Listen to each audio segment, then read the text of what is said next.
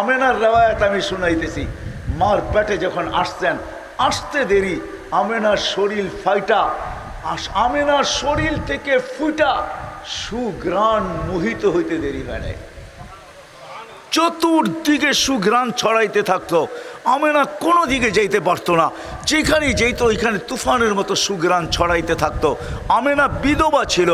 আরবের রীতি আর নীতি ছিল বিধবা মহিলা সুঘ্রাণ লাগাইতে পারবে না।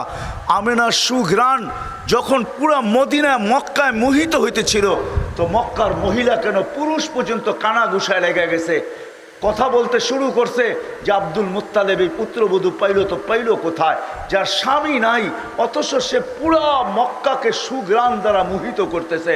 সে যেদিকে যায় ওইদিকেই সুঘ্রাণ ছড়াইতে থাকে। কথা একজন দুইজন তিনজনের কান হইতে হইতে আব্দুল মুত্তালেবের কানে চলে আসছে। আব্দুল মুত্তালেব ঘরে যায় স্ত্রীকে জিজ্ঞাসা করছে, তোর পুত্রবধূকে জিজ্ঞাসা কর বিধবা হয়ে আর খুশবু সুঘ্রাণ কোত্থেকে লাগায়, আবার এমন সুঘ্রাণ রাস্তায় বাহির হইতে দেরি, মক্কার পাহাড়ে ওই সুঘ্রাণ বাড়ি খাইতে দেরি করে না, কোত্থেকে লাগায়? তো আব্দুল মুত্তালেবের স্ত্রী বলতেছে, শোনো, আমি তোমাকে বলবো বলে ভাবছিলাম, ও যখন গোসলখানার থেকে বাহির হয় আর আমি যখন গোসলখানায় যাই, তখন মনে হয় গোসলখানা যখন কেউ যেন সুঘ্রাণ দিয়া প্যাক করে দিছে, প্যাক। আমি ভয়ে জিজ্ঞাসা করতে পারতেছি না।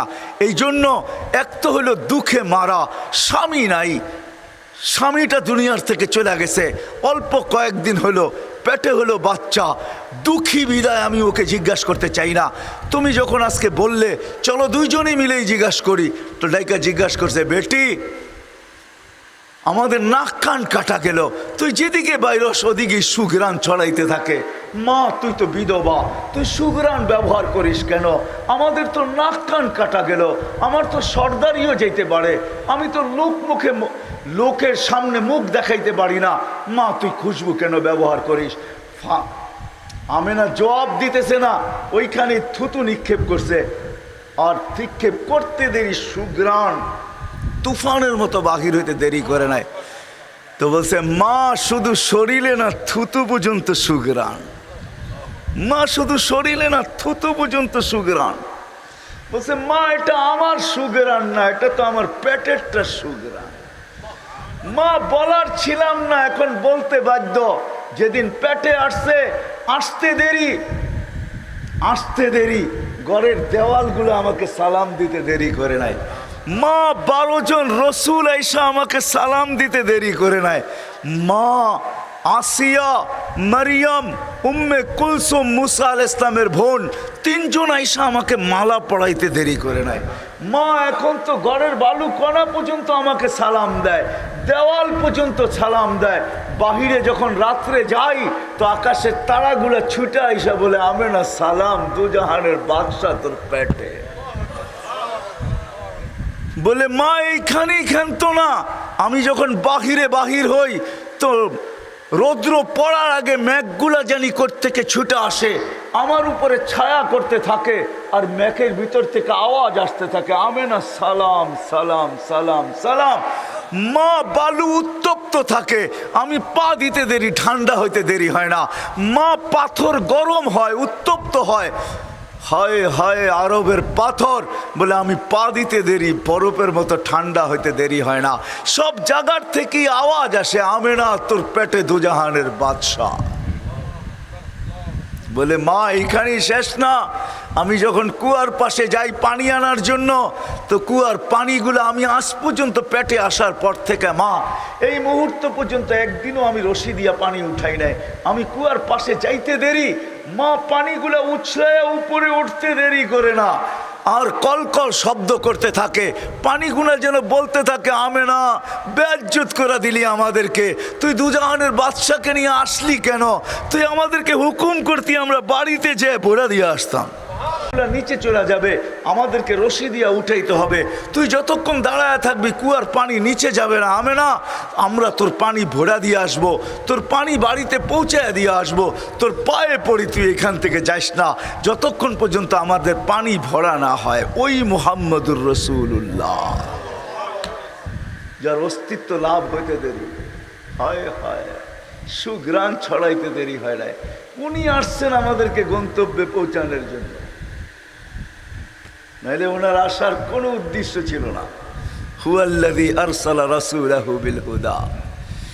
এটা তো মার পেটের, আমি তো সামান্য আপনাদেরকে বললাম। মার পেটের থেকে যখন দুনিয়ায় আসতেছে, শুধু মার পেটে 10 মাস থাকাকালীন যা ঘটছে, আমেনার যা রেওয়ায়েত আছে, ওগুলো বর্ণনা করলে এই রাত কেন আমার জীবন শেষ হয়ে যাবে। যে কি ঘটছে, কি অলৌকিক জিনিস ঘটছে, কি ঘটছে। সুঘ্রাণই সুঘ্রাণ, আমেনার শরীর থেকে সুঘ্রাণ বাহির হইতেছে। হবে না কেন? দুজাহানের শুধু বাদশা না। হায় হায় হায় হায়। চলেন একটু আগে নিয়ে যাই। যখন জন্ম হইতেছিল, দুনিয়াতে আসতেছিলেন, আব্দুর রহমান ইবনে আউফ রাদিয়াল্লাহু তাআলা আনহুর আম্মা শেফা, তো উনি বলতেছিলেন কান্নাল মিসকা ইয়াফুর, সুঘ্রাণ ছড়াইতে ছড়াইতে আসতেছিলেন। এক তো মার গায়ের সুঘ্রাণ, আরেকটা হলো অস্তিত্বের সুঘ্রাণ। এখন তো নিজেই চলে আসতেছে সুঘ্রাণ নিয়া। সমগ্র জগৎটা সুঘ্রাণে মোহিত হইতেছিল। গায়ে একটা ময়লার কণাও ছিল না। মখতুনান, মুসলমানি মার পেটে, মখতুয়া সুররা, নাবি মার পেটেই জানিকে কেটে দিছে। আসার পরে চাটাইয়ের উপরে, চাদরের উপরে রাখতে দেরি, সেজদায় যেতে দেরি করে নাই, লম্বা সেজদা। আম্মাজান বলতেছে কুলতা মা কুলতা, তুই জানি কি বলছিস আমি বলতে পারি না, কি বলছিস আমি বলতে পারি না। তারপরে আত্মাহিয়াতের সুরতে উঠা বসছেন। শাহাদত আঙ্গুলি উপরের দিকে উঠাইতে দেরি, সমগ্র জগৎটা আলোকিত হইতে দেরি হয় না। চিটাঙ্গের মানুষ যেদিন দুনিয়াতে পা রাখে, নিয়ম হলো, দুনিয়ার সমুদ্রের সিস্টেম হলো, এক মোহনার মাছ আরেক মোহনায় পাওয়া যায় না। মোহনা বোঝেন? এক নদী আরেক নদী, এক মোহনা সমুদ্রের আরেক মোহনা। আমাদের মোহনায় যেটা পাওয়া যায় ওটা পাশের মোহনায় পাওয়া যায় না। আমাদের ইলিশ এই জন্যই ইন্ডিয়া যায়, যদিও মোহনা অনেক কাছে ওনাদেরটা, কিন্তু ওনাদের মোহনায় আমাদের ইলিশ পাওয়া যায় না। আমাদের ওই সিলভার পাওয়া যায় না। সিলভার, সিলভার বোঝেন কি? রূপালী ইলিশ পাওয়া যায় না। কিন্তু যেদিন আল্লাহ রসুল দুনিয়ায় আসতেছিলেন, ওদিন সমুদ্রের সমস্ত বেড়া আল্লাহ উঠাইয়া দিছেন। এক মোহনার মাছ আরেক মোহনার মাছকে যে সুসংবাদ দিছে, বলছে আজকে দুজাহানের বাদশা চলে আসছে। ওই দিন সমুদ্রে কোনো বাধা বিপত্তি ছিল না, মোহনা ছিল না। এক মোহনার এক সমুদ্রের আরেক সমুদ্রে, এক নদীটা আরেক নদীতে ছুটতে ছিল আর সুসংবাদ দিতেছিল দুজাহানের বাদশা চলে আসছে। জীবনে আকাশে ফেরেশতাদের ছুটি হয় নাই, কিন্তু একদিন, প্রথম 2 দিন ছুটি হয়েছে। প্রথম দিন যেদিন আল্লাহ রসুল দুনিয়াতে পা রাখেন, ওদিন আকাশের ভিতরে হুল্লুর চলতেছিল, আকাশের ভিতরে আনন্দ চলতেছিল। এক আকাশের ফেরেশতা আরেক আকাশকে, এক ফেরেশতা আরেকজনকে গলা মিলতেছিল আর সুসংবাদ দিতেছিল, যা সাইয়্যিদা উলদে আদম, যা যাইনা আফা ইয়াউমিল কিয়ামা, দুজাহানের বাদশা চলে আসছে। বাদশা ওই দিন ছুটি ছিল, ছুটি। এমনকি এক মহাদেশ এক মহাদেশকে, এক বালুর কণা আরেক বালুর কণাকে, এক ফুল আরেক ফুলকে, এক ফল আরেক ফলকে, এক পাহাড় আরেক পাহাড়কে, এক গাছ আরেক গাছকে, এক প্রাণী আরেক প্রাণীকে। ওই দিন এমনকি সিংহ পর্যন্ত বাঘকে বলছে দুজাহানের বাদশা চলে আসছে, আর আমাদের জুলুম চলবে না, আমাদের জুলুম চলবে না। আইসা গেছে দুজাহানের বাদশা। যেদিন দুনিয়াতে পা রাখেন, দুনিয়াতে পা রাখছেন, আমি শর্ট করতেছি, কয়েক ঘন্টা মধ্যখানে অনেক কিছু ঘটে গেছে, ওটা আমি বলতে চাইতেছি না। আমেনা কোলে নিয়ে কাঁদতেছিল, তো সবাই জিজ্ঞাসা করছে, দাদা, চাচা, ফুফু, খালা, সবাই জিজ্ঞাসা করতেছে আমেনা কাঁদিস কেন, কেন কাঁদিস? বলছে আব্দুল্লাহ নাই। বলছে আব্দুল্লাহ নাই মানে? কেন? প্রথম বাচ্চা আব্দুল্লাহ যদি থাকতো তাহলে এতক্ষণে মিষ্টির দোকানও বুক হইতো, ঠিক না? প্রথম বাচ্চা হইলে কি করে? বিদেশতে পর্যন্ত পয়সা পাঠায়। কি বাচ্চা হয়েছে বইলা কথা, আধা কেজি হইলেও সবাইরে দিবা, ঠিক না? কি দোকান বুক না? আবার কি খেলনা ওইখান থেকেই পাঠায়, চিন্তা করো না, খেলনা পাঠায় দিতেছি। যে আসে ওর পায়ে ধরে যায়, দেশিরটা কেউ আইলে আর পায়ে ধরে, প্রথম বাচ্চা হয়েছে আমার 2 মাস আগে, একটু খেলনা যদি না নিয়ে যাস কেমন দেখা যায়, একটু হইলো লয়ে যা, ঠিক না? আমিনা কাঁদতেছে, আব্দুল্লাহ নাই। সবাই জিজ্ঞেস করতেছে কি কারণ, কি বলছে আব্দুল্লাহ নাই, যদি থাকতো প্রথম বাচ্চা তাইলে খেলনা নিয়ে আসতো।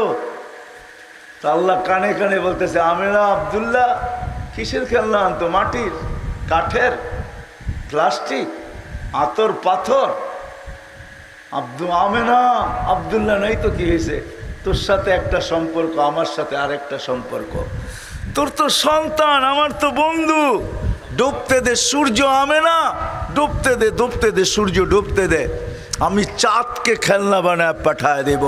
আব্দুল্লাহ থাকলে তো দুনিয়ার মাটি আর পাথর আর প্লাস্টিক আর কাঠের খেলনা আনতো, আমি আমার বন্ধুর জন্য চাঁদকে খেলনা বানায় পাঠায় দেব। আবু তালেব বলেন, সূর্য ডুবছে, আমরা বাহিরে চোখের উপরে শোয়া দিতে দেরি, বাদাল কামরু আইয়াদনু, চাঁদ নিচে আসতে দেরি করে নেয়, দ্রুত গতিতে নিচে নামতে ছিল। নামতে নামতে যখন মাথার উপরে চলে আসছে, তো আমি একটা চিৎকার দিয়া ফেলছি, খাসি তু আইয়াকা আলাইক, তোমার উপরে পড়া না যায়, কিন্তু মাথার কাছে থেমে গেছে। তুমি 10 থেকে 12 ঘন্টার বাচ্চা ছিলা, তুমি হাত পাও নাড়তেছিলা, তোমার হাতের পায়ের ইশারায় চাঁদ উপরে ডান্স করতেছিল। ডান্স, ডান্স বোঝেন? ডান্স কি? নাচতে ছিল, নাচতে নৃত্য করতেছিল। তো বলে, চাচা জানেন চাঁদ কি বলতেছিল? বলে, তা তো জানি না। বলে, আন্নাল কামারা ইউগান্নিনি ওয়া ইউহাকিনি ওয়া ইয়ামনাউনি মিনাল বুকা। চাঁদ আমাকে ছন্দ শুনাইতেছিল, কান্না থেকে বিরত রাখতেছিল, আমি যেন না কাঁদি, কাঁদলে আম্মার কষ্ট হবে। আর আল্লাহ চাঁদকে আমার জন্য খেলার জন্য, চাঁদকে আমার কাছে খেলার জন্য পাঠায় দিয়েছেন, আমার খেলনা বানায় পাঠায় দিয়েছেন। আমি শর্ট করতেছি, অল্প কয়েকদিন যাওয়ার পরেই যখন হাঁটি হাঁটি পাপা হাঁটতে শিখছে, তো আমেনা কোলে নিয়ে কাঁদতেছে। আবার আব্দুল মুত্তালেব দৌড়ায় চলে আসছে, আবু তালেব চাচারা চলে আসছে, ফুফু চলে আসছে, শাশুড়ি চলে আসছে। বেটি কাঁদিস কেন? বলছে আব্দুল্লাহ নাই। বলছে মানি? বাবা যদি থাকতো, হাঁটতে শিখছে আমার কলিজার টুকরা, তো বাবা আঙ্গুল ধরে হাঁটাইতো, হাঁটাইতে হাঁটাইতে মক্কার অলি গলি ঘুরাইতো, এখানে সেখানে নিয়ে যেত। আজকে আব্দুল্লাহ নাই, কি আঙ্গুল ধরে হাঁটাবে? হাঁটতে তো শিখছে। তো আল্লাহ কানে কানে বলছে, আমেনা আব্দুল্লাহ ঘুরাইলে আর কোথায় বা ঘুরাইতো? তুই কাঁদিস কেন? আব্দুল্লাহ ঘুরাইলে আর কোথায় বা ঘুরাইতো? মক্কার অলি আর গলি, ওকাজ আর মাজান্না, দুটেই তো মক্কায় মেলা হয়, একটা ওকাজ একটা মাজান্না, 2 জায়গায় নিয়ে যেত। নাইলে ফুফুর বাড়ি খালার বাড়ি, নাইলে চাচার বাড়ি মামুর বাড়ি, নাইলে এতটুকুই ঘুরাইতো। আসতে দে না ঘুরানোর সময়, ঘুরার সময় আসতে দে। আমেনা কাঁদিস না, এটা তো তোর সন্তান, মাহবুব তো আমার, আসতে দে ঘুরার সময়। আমি রব নিজে চলে আসবো, হুয়াল্লাযী আসরা বিআবদিহি, আমি নিজে চলে আসবো, আমার বন্ধুর আঙ্গুল আমি নিজে ধরবো। এইখান থেকে বাইতুল মুকাদ্দাস নিব, এইখান থেকে প্রথম আকাশ নিব, দ্বিতীয় তৃতীয় চতুর্থ পঞ্চম ষষ্ঠ সপ্তম সমগ্র আকাশ ঘুরাইয়া দেখাবো, বাইতুল মামুর দেখাবো, লৌহ দেখাবো, কলম দেখাবো, জান্নাত দেখাবো, জাহান্নাম দেখাবো, আরশ দেখাবো, কুরসি দেখাবো, আমার সমগ্র সৃষ্টি দেখাবো। তারপরে আমার পাশে বসাইয়া আমাকে দেখায়া তোরটা তোর কোলে পাঠায়া দিব। কাঁদিস কেন? ওই মোহাম্মদুর রসুল্লাহকে আল্লাহ পাঠাইছেন আমাদেরকে গন্তব্যে পৌঁছানোর জন্য। আমি বুঝাইতে পারছি কিনা জানি না, আমাদেরকে গন্তব্য নিয়ে যাওয়ার জন্য। আমাদের গন্তব্য কিন্তু কবর, আমাদের গন্তব্য কিন্তু আখেরাত। আমরা কিন্তু যাত্রী, যাত্রা কিন্তু চলমান, থাইমা নাই, কিন্তু আমাদেরকে কে নিয়ে যাবে? উনি আমাদেরকে নিয়ে যাওয়ার জন্য আসছেন। হায় হায়, ওই ব্যক্তিত্ব, ওই মোহাম্মদুর রসুল্লাহ, যার শানের বর্ণনা আমি সামান্য দিলাম, সামান্য। দ্বিতীয় আবার আর ফেরেশতাদের ছুটি ছিল কখন জানেন? যখন আল্লাহর রসুল আকাশের ভ্রমণে যায় মেরাজে, ওই দিন ফেরেশতাদের ছুটি ছিল। এবারতের দ্বারা এটাই বোঝা যায় যে ওই দিন শুধু ছুটি ছিল এই জন্য যে আল্লাহ রসুলের দর্শন করার জন্য, দেখার জন্য, দেখার। হায় হায়, ওই নবীকে পাঠাইছেন যার ইশারা পাইলে ভাগ্য খোলে, যার ইশারা পাইলে, ইশারা বোঝেন কি এরকম, ঠিক না? হ্যাঁ, আমি হাদিস দিতেছি, গুই সাপকে আল্লাহ রসুল ইশারা করছে, আইয়ুহাদ্দাব, গুই সাপ জীবিত হয়ে বলছে লাব্বাইক ওয়া সাদাইক ইয়া যাইনা ওয়াফা ইয়াউমিল কিয়ামা। ও দুজাহানের বাদশাহ, আপনার ইশারা আমার ভাগ্য চিরদিনের জন্য খুলা দিছে। যার ইশারা পাইলে ভাগ্য খুলা যায়, যার ছোঁয়া পাইলে ভাগ্য খোলা যায়। ওই খেজুর গাছ যার পিঠের ছোঁয়া পাইছিলেন, আল্লাহ রসুলের পিঠের ছোঁয়া, মেহরাব বানানোর আগে ওটার উপরে ট্যাক লাগায়া আল্লাহ রসুল খুতবা দিতেন। যখন মেহরাব বানানো হয়ে গেছে, মেম্বার বানানো হয়ে গেছে, তো মেম্বারে পার একটা দেরি, ওই শুকনা খেজুর গাছ কাটতে দেরি করে নাই, বাচ্চার মতো ফুফায়া ফুফায়া কাঁদতে ছিল। সাহাবা আশ্চর্য হইতেছিলেন, খেজুর গাছ আবার বাচ্চার মতো কান্না। তো আল্লাহ রসুল যে হাত রাখতে দেরি, কান্না থামতে দেরি হয় নাই। তো আল্লাহ রসুল বলে কাঁদতে ছিল, আমি আমার পিঠের ছোঁয়া পাইতেছিল, এই জন্য সে ধন্য হইতেছিল, সে ধন্য, নিজেকে ধন্য ভাবতেছিল। আমি আজকের থেকে ছোঁয়া ছেড়া দিছি, আমার পিঠের ছোঁয়া ছেড়া দিছি, এই জন্য সে কাঁদতে শুরু করছে। তো আল্লাহ রসুল সান্ত্বনা দিতেছেন, কান্নার কোনো কারণ নাই, আমার পায়ের নিচে একে ঢুকায়া দাও, দাফন করে দাও। আর হাত বুলাইতেছে আর বলতেছে, তোমাকে জান্নাতে নিয়ে যাব, তুমি আমাকে জান্নাতের ভিতরে খেজুর খাওয়াবে। তো সেই বাচ্চার মতো যেরকম চকলেট পাইলে, যেরকম চিপস পাইলে, যেরকম ললিপপ পাইলে, আইসক্রিম পাইলে বাচ্চা থাইমা যায়, এরকম ওই কথার দ্বারা ওই মরা খেজুর গাছের কান্নাও থেমে গেছে। হায় হায়, ওই রসুল্লাহকে পাঠাইছেন আমাদেরকে গন্তব্যে পৌঁছানোর জন্য। ওই রসুল্লাহ আসছে আমাদেরকে গন্তব্যে নিয়ে যাওয়ার জন্য, আমাদেরকে গন্তব্যে পৌঁছানোর জন্য ওই রসুল্লাহ আসছেন। আমি কয়েকটা দেখাইলাম, যার হাতের ছোঁয়া লাগলে, হাতের ছোঁয়া, হাতের ছোঁয়া। আনাস রাদিয়াল্লাহু তাআলা আনহু বলেন যে আমার ঘরের দস্তরখান আমি কোনো দিন পানি দিয়া সাবান দিয়া পরিষ্কার করি নাই। তো জিজ্ঞেস করছে কি দিয়া করেন? আগুন দিয়া। মানে এই জাদু কোত্থেকে শিখলেন যে দস্তরখান আগুন দিয়া পরিষ্কার করা যায়? পরে না? কয় না, পরিষ্কার হয়ে যায়, পরে না, পোড়ার ক্ষমতা নাই। বলছে জাদু কোত্থেকে শিখলেন? কয় জাদু না। বলে তাইলে কি? বলে মুহাম্মদুর রাসূলুল্লাহর হাতের ছোঁয়া।